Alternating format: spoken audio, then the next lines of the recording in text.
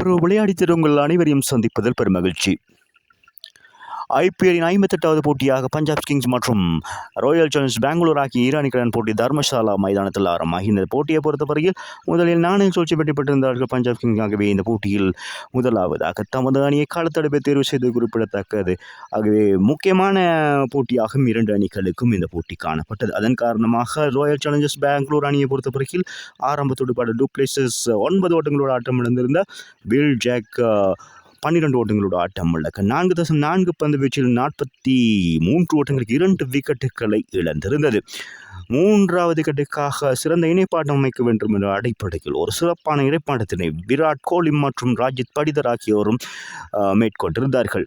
இந்த இரண்டு வீரர்களின் பிடியெடுப்புகள் நகரவிட இந்த போட்டியின் போக்கு மாறி இருந்தது. மூன்றாவது விக்கெட்டுக்காக இவர்களுடைய 36 பந்துகளில் 76 ஓட்டங்களை இணைப்பாட்டம் அமைத்து வலு சேர்த்திருந்தார்கள் குறிப்பிடத்தக்கது. ஆர்சிபி அணிக்கு அதில் விராட் கோலி மீண்டும் ஒரு சிறப்பான துடுப்பாட்டத்தை நிரூபித்திருந்தார். 47 பந்துகள் எதிர்கொண்டு 4 ஓட்டங்கள் ஏறி 6 ஓட்டங்கள் 6 அடங்கலாக 92 ஓட்டங்கள் பெற்று சதத்தை தவறவிட்டு ஆட்டம் இழந்தார்.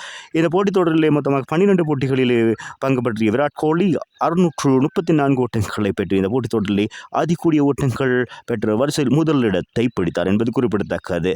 அவருக்கு சிறப்பான ஒரு பங்களிப்பை வழங்கியிருந்தார், அதிரடியும் காட்டியிருந்தார். ராஜத் படித்த 23 பந்துகளில் 4 ஓட்டம் 3 6 ஓட்டங்கள் 6 அடங்கலாக மொத்தமாக 55 ஓட்டங்கள் பெற்ற நிலையில் ஆட்டம் இழந்திருந்தார். அதன் பின்னதாக கிரீன் வந்திருந்த 27 பந்துகளில் 4 ஓட்டங்கள் 5 6 ஓட்டங்கள் 1 அடங்கலாக 46 ஓட்டங்களை பெற்றுக் கொடுத்திருந்தார்.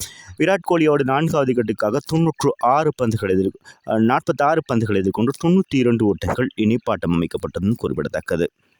அதன் காரணமாக போட்டி விறுவிறுப்புக்கு மத்தியில் 200க்கும் அதிகமான ஓட்டங்களை பெறக்கூடிய வாய்ப்பினை ஏற்படுத்தியிருந்தது. போட்டி ஒரு வேளையில் மழை குறுக்கிட்டதன் காரணமாக போட்டி நிறுத்தப்பட்டிருந்தது. அதன் பின்னதாக போட்டி ஆரம்பிக்கப்பட்டிருந்தது.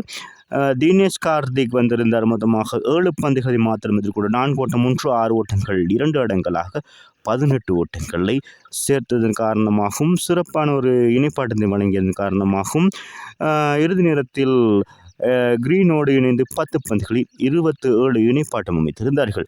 இதன் காரணமாக நிர்ணயிக்கப்பட்ட 20 ஓவர்களில் 7 விக்கெட்டுகளை மாத்திரம் இழந்து 241 என்ற சிறப்பான ஒரு இலக்கை அடைய முடிந்தது. பஞ்சாப் கிங் பந்துவீச்சை பொறுத்தவரையில் ஹர்ஷல் பட்டேல் 4 ஓவர்கள் 38 ஓட்டங்களுக்கு 3 விக்கெட்டுகளை வீழ்த்தியதோடு இந்த போட்டித் தொடரிலே பெறப்படும் அதிகமான விக்கெட்டுகளை இவர்தான் பெற்றிருக்கிறார். மொத்தமாக 12 போட்டிகளில் பங்கேற்று 20 விக்கெட்டுகளை பெற்று இந்த போட்டி தொடரிலே முதலாம் இடத்தை கைப்பற்றிருக்கிறார் என்பது குறிப்பிடத்தக்கது. வித்வத் கவரப்பா 2 விக்கெட்டுகளும் ஹர்ஷீப் சிங் சேம் கரன் தலா ஒவ்வொரு விக்கெட்டுகளையும் வீழ்த்தியது குறிப்பிடத்தக்கது. அதன் அடிப்படையில் 242 ஓட்டங்கள் பெற வேண்டிய நிலையில் பஞ்சாப் கிங் பொறுத்தவரையில் பிரம் சிம்ரன் 6 ஓட்டங்கள், ஜோனி பேஸ்டோ 16 பந்துகளில் 4 ஓட்டங்கள் 4 ஓட்டம் மடங்களை 27 ஓட்டங்களை பெற்றுக் கொடுத்திருந்தார். முதல் 5.5 பந்து வீச்சில் 72 ஓட்டங்களுக்கு 2 விக்கெட்டுகளை இழந்திருந்தாலும் முதல் 6 பந்து ஓவர்கள் 75 ஓட்டங்களை பெற்றுக் கொடுத்திருந்தது. இரண்டாவது விக்கெட்டுக்காக ஜோனி பேஸ்டோ மற்றும் ரில்லி ரோசோ சிறப்பான ஒரு இணைப்பாட்டம் அமைத்திருந்தார்கள். மொத்தமாக மூன்றாவது விக்கெட்டுக்காக 31 பந்துகள் எதிர்கொண்டு 65 ஓட்டங்கள் இணைப்பாட்டம் அமைத்து இந்த போட்டிக்கு ஒரு வலு சேர்த்திருந்தார்கள் பஞ்சாப் கிங்ஸ் சார்பில். இதில் ரில்லி ரோஷோ 27 பந்துகள் 4 ஓட்டம் 9 6 ஓட்டம் 3 அடங்கலாக அதிரடியாக 61 ஓட்டங்களை பெற்று ஆட்டம் இழந்திருந்தார். அதன் பின்னதாக சசாங் சிங் 19 பந்துகளில் 4 ஓட்டம் 4 6 ஓட்டங்கள் 2 அடங்கலாக 37 ஓட்டங்களையும் பெற்றதோடு ரில்லி ரிசோவோடு 4வது விக்கெட்டுக்காக 19 பந்துகள் 36 ஓட்டங்கள் இணைப்பாட்டம் அமைக்கப்பட்டிருந்தது. இதுதான் இறுதியான நம்பிக்கையாக இருந்தது. இந்த 2 வீரர்களும் ஆட்டம் இழந்து தொடர்ந்து ஜிஜேஷ் சர்மா 5 ஓட்டங்கள், சேம் கரன் 22, அசோக் சர்மா 8, ஹர்ஷல் பட்டேல் 0, ராகுல் சகர் 5 ஆட்டம் இழக்காது மற்றும் ஹர்ஷீப் சிங் 4 ஓட்டங்களோடு ஆட்டம் இழக்க மொத்தமாக நிர்ணயிக்கப்பட்ட 20 ஓவர்களில் 7 விக்கெட்டுகளில் 181 ஓட்டங்களை மாத்திரம் பதிவு செய்ய முடிந்தது. இதன் காரணமாக ராயல் சேலஞ்சர்ஸ் பெங்களூர் அணி முக்கியமான போட்டியில் 60 ஓட்டங்கள் வித்தியாசத்தில் வெற்றி பெற்றிருக்கிறது. பந்துவீச்சை பொறுத்தவரையில் முகமது சிராஜ் 3 விக்கெட்டுகளையும் மற்றும் ஸ்வப்னா சிங், லாக்கி பெர்குசன் மற்றும் கரண் சர்மா 2 விக்கெட்டுகளை தலா பெற்றிருந்தார்கள்.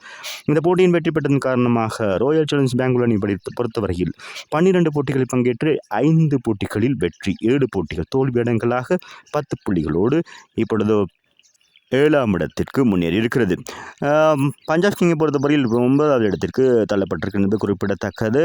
மொத்தமாக 12 போட்டிகள் பங்கேற்று 4 வெற்றி 8 தோல்வியடங்களாக இப்பொழுது 8ஆம் இடத்திற்கு தள்ளப்பட்டிருக்கிறது.